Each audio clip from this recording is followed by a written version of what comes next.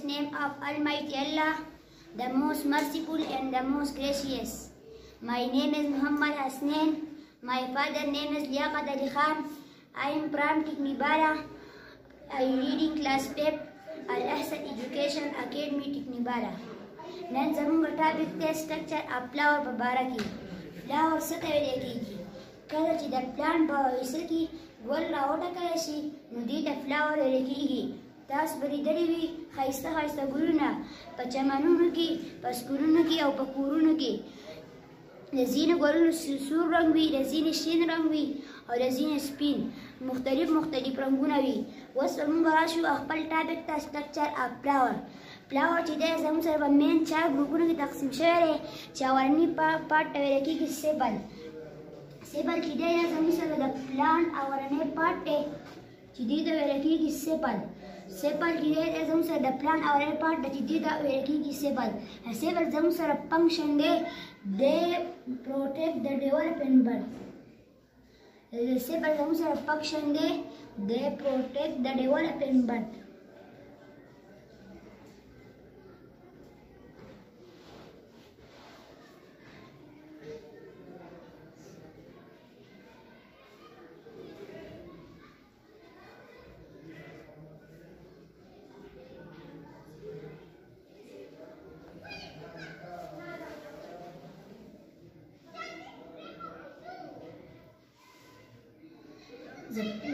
سیبل زموږ سره د پلانټ اولنی پارټ دی چې دې ته ویل کېږي سیبل. د دې فنکشن دی they protect the developing bud of the flower. دا به زموږ سره د فلاور له حفاظت ورکوي. تاسو به لیدلي وي کله چې دا ګل راوخېږي په دې باندې د پاسه یو شین د فلاور اخلي چې دا په د سیبل ویل کېږي او دا د ګل له حفاظت ورکوي. زموږ سره د فلاور دویم نمبر پارټ دی چې هغې ته ویل کېږي پیټل. پیټل چې دی زموږ سره د ګل پیټل چې دی زموږ سره د ګل دویم نمبر پارټ دی.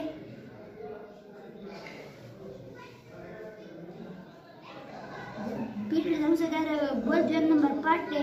د دې فنکشن دی زموږ سره دی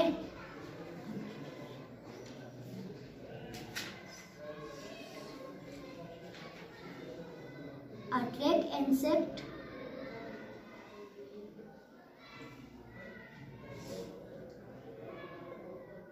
toward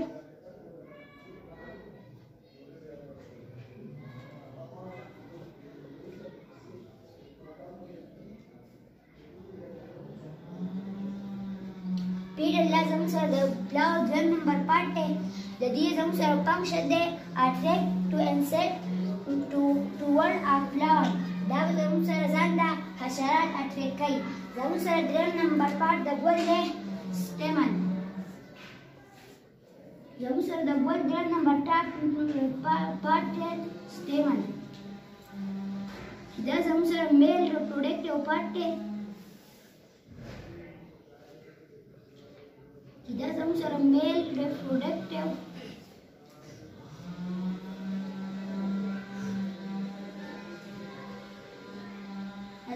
میل ریپروډکټیو پارټ دی چې دا زموږ سره په دوه حصو کې تقسیم شوی دی چې دې ته د دې په حصه کې دا کومه غوټۍ وي دې ته انټر ویل کېږي. د دې په حصه کې دا کومه غوټۍ دې ته انټر ویل کېږي. په دې باندې له پاسه زموږ سره ډسټ لایک پارټیکل موجود وي.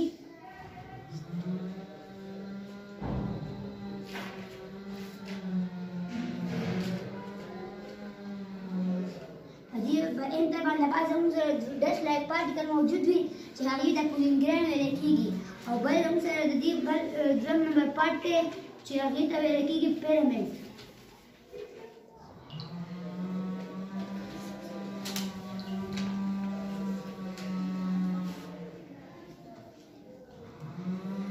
اوس به موږ د سټیمن زموږ سره فنکشن دی دا زموږ سره میل ریپروډکټیو پارټ دی او دا په دوه حصو کې تقسیم شوی دی چې یو د انټر ویل کېږي چې د انټر باندې لپاره د په دې باندې لپاره ډسټ لایک پارټیکل موجود چې هغې ته پولین ګرین ویل کېږي او د دې دویم پارټ زموږ سره دی پیرامډ.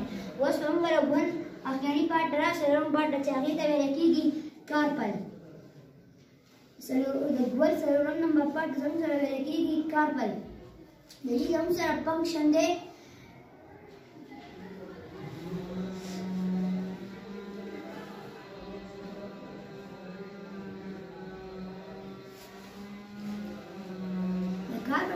function دی دا به زموږ سره فیمیل ریپروډکټیو پارټ وي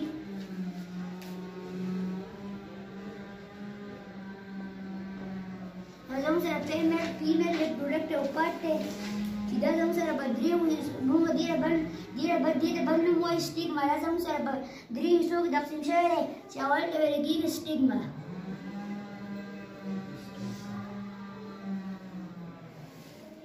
او دویم ته ویل کېږي سټایل او اخرین ته ویل کېږي اوولي